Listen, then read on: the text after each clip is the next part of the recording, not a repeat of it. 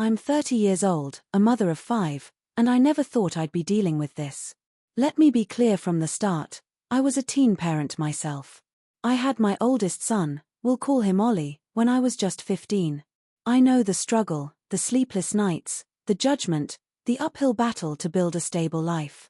My husband and I married at 18, worked ourselves to the bone, graduated, learned trades, and clawed our way to a comfortable, stable existence. We did it right, eventually. We gave our kids, Ollie, plus his siblings aged 11, 9, 6, and 2, the stability I never had growing up. So when I tell you that my 15-year-old son deliberately got his girlfriend pregnant to manipulate us into moving 3 states away, understand that I'm not speaking from some ivory tower of judgment. I'm speaking as someone who lived it, who knows exactly what is throwing away, and who is watching her hard-won life crumble around her. Ollie has been friends with this girl, let's call her Bree, since he was 7 years old. They grew up together, same school, same friend group, family barbecues and birthday parties. I've known Bree more than half her life. Her parents and I were friendly, the kind of long-distance friendship where you say hello on video chats and grab drinks when they're in town. They seemed like good people.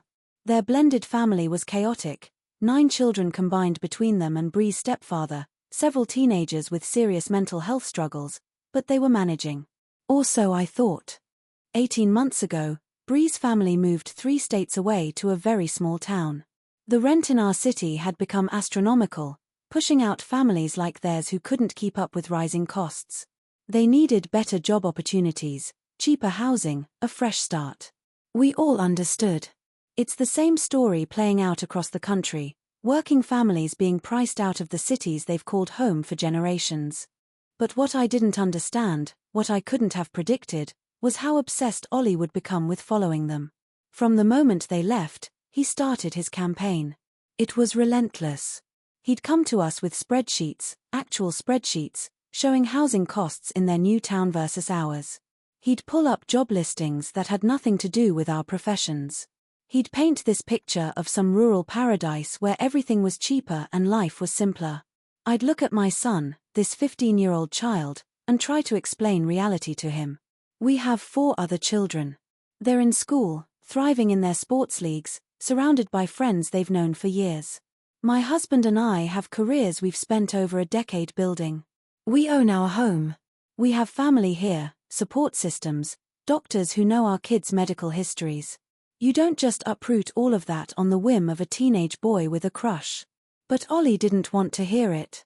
He'd storm off to his room, slam the door, give us the silent treatment for days. The tension in our house grew thick and suffocating. My other kids started asking what was wrong with their brother. My husband and I would lie awake at night, wondering if we were being too harsh, if there was some compromise we were missing. But every time we came back to the same conclusion: no. This is not negotiable. He's 15. This is not his decision to make. Then Christmas came. Bree's family returned to our city for the holidays, and of course Ollie wanted to see her. I said yes, why wouldn't I? They'd been friends for 8 years. I thought they'd be hanging out with their whole friend group, multiple kids doing typical teenage stuff. Movies, mall, maybe some bowling. I made sure to check in, set reasonable curfews, did all the responsible parent things. What I didn't know was that on multiple occasions during that visit, Ollie and Bree were alone. December 21st and 22nd. January 4th and 5th, right before Bree's family headed back. Never overnight, at least that part of his story checks out, but alone long enough for what happened to happen. I found out in late April, though the conversation that revealed everything happened in stages, each one more devastating than the last. Bree's mother reached out first, awkward and halting, trying to feel out how I'd react. At first, I thought she was joking. Then I thought she was mistaken. Then the scan photo came through, a grainy ultrasound image that supposedly showed a 16-week fetus, and the world tilted sideways. Ollie confirmed it with a casualness that made my blood run cold. Yes, Bree was pregnant. Yes, it was his. And then came the part that made me want to scream. It was on purpose. Not an accident, not a moment of teenage passion where they forgot protection. On purpose. He told me it started as a joke. Bree had suggested it first, he said, just kidding around. Wouldn't it be funny if we just saw what happened? If it's meant to be, it'll happen, and then you'll have to let us be together. You'll have to move so we can be a family. Except it wasn't a joke. It turned into a plan. A deliberate, calculated plan between two 15-year-olds who thought a baby would be their golden ticket to the life they wanted. And I stood there, looking at my son, my firstborn, the child who made me a mother, who I sacrificed everything to give a better life than I had, and I didn't recognize him. The person standing in front of me was a stranger. A manipulative stranger who thought he could use an innocent baby as a pawn in his teenage fantasy. I told him no. I said it clearly, firmly, with no room for negotiation. No, we are not moving 3 states away because you got your girlfriend pregnant. No, you are not leaving this house to go play house with a girl and a baby when you're still a child yourself. We will do a DNA test to confirm paternity, because yes, I want proof, and then we will figure out appropriate parenting plans. But our family is not being uprooted for this. His face went from defiant to furious in seconds. He accused me of being heartless, of not understanding true love, of using my own success story against him. After all, hadn't I made it work? Hadn't I been a teen parent who built a good life? Why couldn't he do the same? I wanted to shake him. I wanted to make him understand that my story isn't a fairy tale, it's a cautionary tale. Yes, my husband and I made it work, but it was brutal. We struggled financially for years. We missed out on normal teenage experiences. We had to grow up overnight while our peers were worrying about prom dates and college applications. We made it, but we're the exception, not the rule. And we certainly didn't do it by trapping each other with a pregnancy. But try explaining that to a 15-year-old who thinks he has all the answers. He took everything I said back to Bree, twisted it into me being the villain, and suddenly communication with her parents went dark. They blocked me on social media. My calls went to voicemail. Text messages disappeared into the void. The only way they would communicate was through Ollie, passing messages like some twisted game of telephone. And the messages they sent were infuriating. They were appalled, that I would demand a DNA test. How dare I think Bree would lie? How dare I not trust a girl I'd known for 8 years? They acted like my request for scientific proof was a personal insult rather than basic common sense. And they talked about me to my son, poisoning him against me. I know because I stood outside his door one night and listened to them on speakerphone, telling him to tell your mother this and tell your mother that because I'd just go off on her about that bullshit. They were turning my child against me, and there was nothing I could do to stop it. My husband, typically a man of few words, summed it up perfectly. You have the intelligence of a pair. He was talking to Ollie, but honestly, it applied to all of them. I try to be reasonable. I really did. I drafted plans, sent emails, offered compromises that made my chest ache to even consider. We would pay for the prenatal DNA test, the non-invasive blood test that costs $1,500. If it proved Ollie was the father, we would fly out for the birth. I would stay with him for the first month. We'd help establish a custody arrangement through mediation and the courts. I've been through this before. Ollie's father and I split when Ollie was 7 months old, so I know how these legal processes work. But Bree's parents wouldn't engage. They wanted what they wanted, which was for us to uproot our entire family and move to their small town. Anything less was unacceptable. I was the bad guy for not immediately embracing this nightmare scenario. Then came the planned visit. After weeks of back and forth, we finally came to an arrangement.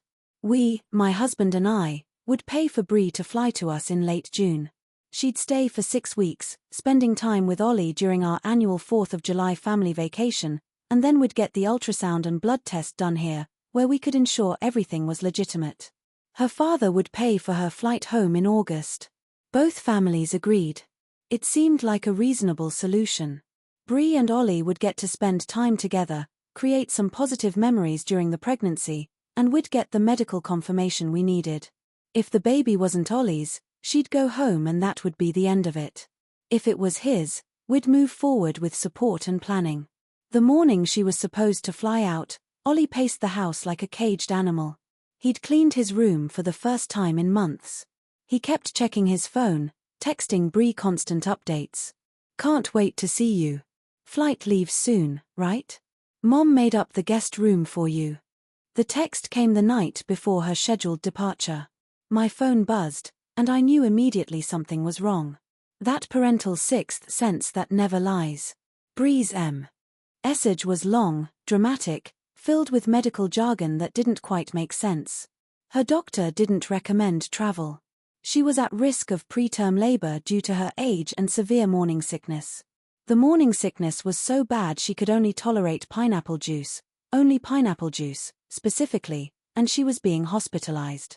They might even have to deliver early. I read it 3 times, my bullshit detector screaming.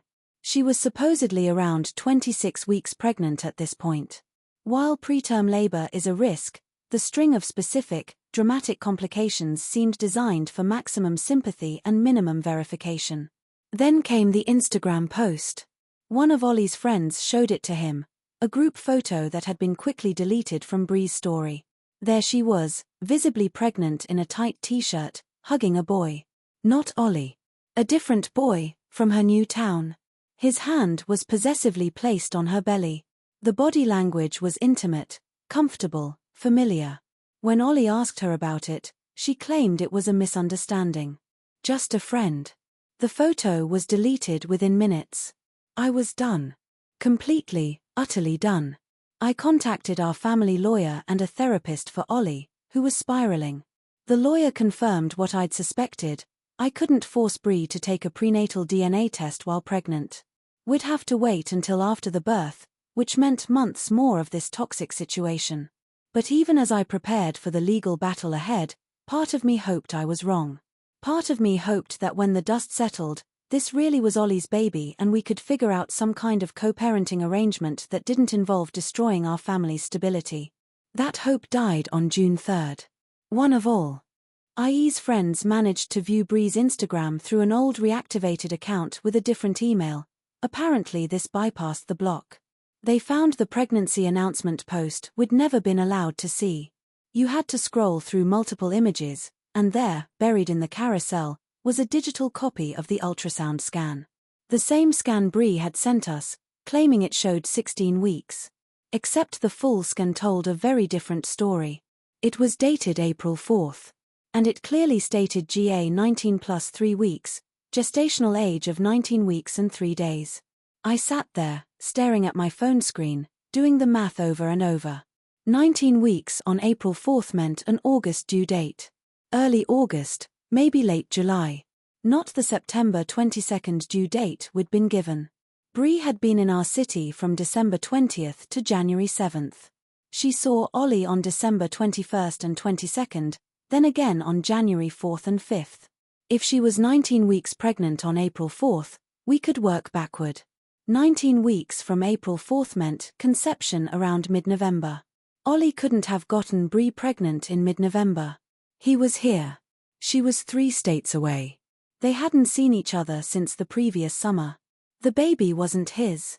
I sat with this information for days, turning it over in my mind, checking and rechecking my math. I wanted to be absolutely certain before I told Ollie. His mental health was already fragile, he wasn't eating properly, barely left his room, and I'd caught him researching signing over parental rights online. I couldn't drop this bomb on him unless I was 100% sure. Then came THE video. A mutual friend of Ollie and Bree's, Hannah, the only girl still in touch with both of them, had a falling out with Bree. Whatever happened between them was explosive enough that Hannah decided to break her silence. She sent Ollie a video that Bree had originally sent her after the April ultrasound, with strict instructions not to show Ollie because he wasn't going to be in the baby's life by choice and all that deadbeat dad narrative Bree was pushing. The video showed everything. Multiple measurements being taken. Clear views of the ultrasound screen. And right there, unmistakable and damning, the baby measured 19 weeks. This wasn't the 16-week scan Bree claimed, this was the standard 20-week anatomy scan that every OB performs between 18 and 22 weeks. I called in a favor from a radiographer who'd reached out after my first post asking about the situation. She'd suggested looking at the actual measurements on ultrasounds to calculate fetal age, and offered to review any images I could obtain. When I sent her screenshots from the video, her response was immediate and definitive. This baby measured 19 weeks at this scan. Given the August 26 due date, conception would have been around late November. Your son saw her in late December and early January. The timeline doesn't work. I'm sorry. I sat Ollie down that night. His father joined us, a united front. I didn't want to hurt him, but he deserved the truth. He deserved to know that the girl he thought he loved, the girl he'd been willing to sacrifice everything for, had been lying to him from the start. The baby isn't yours, I said simply. The ultrasound dates prove it.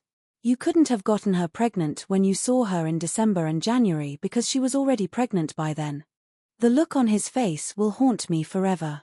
Confusion first, then disbelief, then a crumbling devastation as the reality sank in. All of it, the planning, the pregnancy, the demands to move, the vilification of us as parents, it had all been built on a lie. But she said. He started, then stopped. What was there to say? She'd said a lot of things, and none of them were true. The questions tumbled out. Why would she lie? Was she ever really my girlfriend, or was I just convenient? Did she ever care about me at all? Does this mean I'm not going to be a dad? That last one broke my heart. Despite everything, the manipulation, the lies, the chaos, part of him had started to imagine himself as a father. He'd been researching baby products online. He'd asked me questions about what I'd needed as a new mom. Somewhere in the mess of this situation, he'd begun to bond with an idea of a child that was never really his. I'm so sorry, I told him, and I meant it. I was furious at Bree, furious at her parents, furious at the whole situation. But I wasn't angry at Ollie anymore. He was a victim in this just as much as anyone, a kid who'd been manipulated by someone he trusted.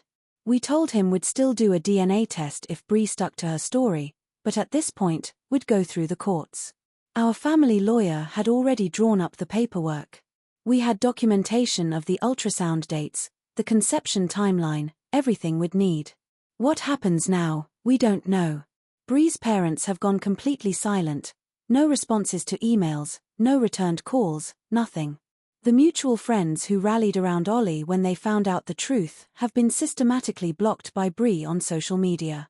She's apparently doubled down on the single mother narrative, posting memes about deadbeat dads and strength in adversity. Part of me wondered if she even knows who the real father is. The boy in that Instagram photo, the one with his hand on her belly? Maybe. Or maybe there's someone else entirely, someone she hasn't told anyone about. Maybe she saw Ollie, a boy from a stable family with parents who have their lives together, and thought he'd be the perfect person to pin this on. A built-in support system 3 states away, far enough that we couldn't easily verify anything, close enough that Ollie's obvious feelings for her made him willing to believe whatever she said. Ollie's going to be okay, eventually. He's devastated now, but he's also relieved in a way he won't admit yet. The weight of impending fatherhood, of having his entire future mapped out at 15, has been lifted. He's still sad about Bree, still processing the betrayal, but he's eating again. He came out of his room yesterday and played video games with his younger brother. Small steps. My husband and I are in therapy, individual and couples. This situation has taken a toll on our marriage, on our family dynamics, on everything we've worked so hard to build. But we're committed to working through it. As for Bree, I genuinely hope she's okay. I hope the baby is healthy, whoever the father is. I hope she has support for the hard road ahead of her, because teenage motherhood is brutal even under the best circumstances. But I also hope she learns that you can't manipulate people into giving you the life you want. You can't lie and scheme and trap someone into loving you. And if by some miracle this baby does turn out to be Ollie's, if the ultrasound dates are somehow wrong, if there's some explanation I haven't considered, then we'll deal with it. We'll support our son in being the best father he can be. But we'll do it on our terms, with legal protections in place, and with the truth finally out in the open. Because that's the thing about lies. They always come out eventually. The truth has a way of surfacing, no matter how deep you try to bury it. And when it does, You better hope you're on the right side of it. I'm just glad